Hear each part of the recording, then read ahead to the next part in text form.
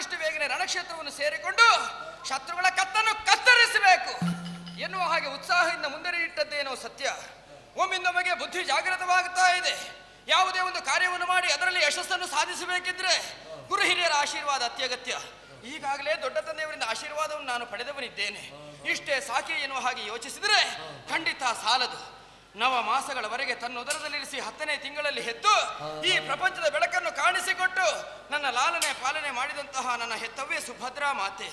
ಅವಳಲ್ಲಿಂದು ಮಾತನ್ನು ಹೇಳದೆ ಹೋದರೆ ರಣಕ್ಷೇತ್ರಕ್ಕೆ ಹೋಗುವ ಪೂರ್ವದಲ್ಲಿ ಒಂದು ಮಾತು ಹೇಳುವ ವ್ಯವಧಾನವು ಅಭಿಮನಿಗಿಲ್ಲವಲ್ಲ ಎನ್ನುವ ಹಾಗೆ ಕಣ್ಣೀರಿಗರೆದರೆ ಅದೇ ನನ್ನ ಪಾಲಿಗೆ ಶಾಪವಾಗಿ ಪರಿಣಮಿಸಿತು.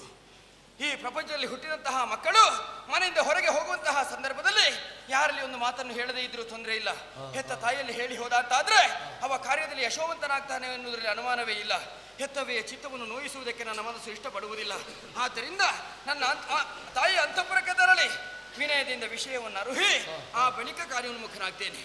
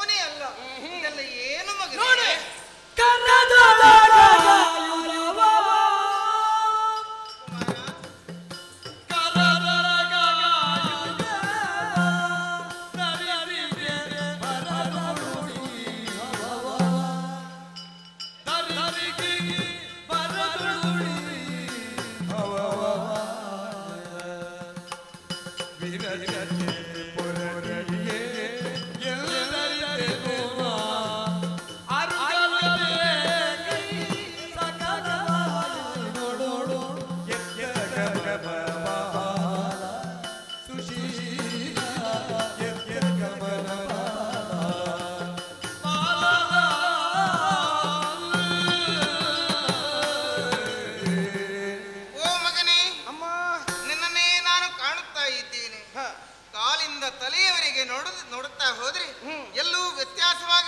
ಕಾಣ್ತಾ ಇದೆ.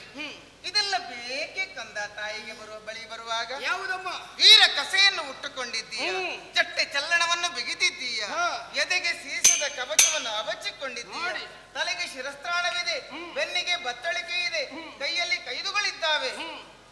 ಅತ್ತ ಕಡೆಯಿಂದ ನೋಡಿದರೆ ರಥವು ಆಯುಧಗಳಿಂದ ತುಂಬಿಕೊಂಡಿದೆ. ಕುದುರೆಯು ಒಂಟಿ ಕಾಲಲ್ಲಿ ನಿಂತುಕೊಂಡಿದೆ. ಒಡೆಯನ ಆಜ್ಞೆಗಾಗಿ ಕಾಯುತ್ತಾ ಇವೆ. ಎಷ್ಟೊತ್ತಿಗೆ ನೀನು ಬರುತ್ತಿ ಎಂಬುದಾಗಿ ಅದು ಕಾಯುತ್ತಾ ಇದ್ದ ಹಾಗುಂಟು. ಇದೆಲ್ಲವನ್ನು ಗಮನಿಸಿದರೆ ಯುದ್ಧ ಸಿದ್ಧತೆ ಎಂಬುದಾಗಿ ಬೇರೆ ನಾನು ಹೇಳಬೇಕಾದಂತಹ ಅಗತ್ಯವಿಲ್ಲ. ಸರಿಯಮ್ಮ. ಆದರೂ ನಾನು ಕೇಳುತ್ತಿದ್ದೇನೆ ನನ್ನ ಮುದ್ದು ಅಮ್ಮ. ಏನು ಕಂದ ಇದೆಲ್ಲ? ಎತ್ತ ನಿನ್ನ ಗಮನ.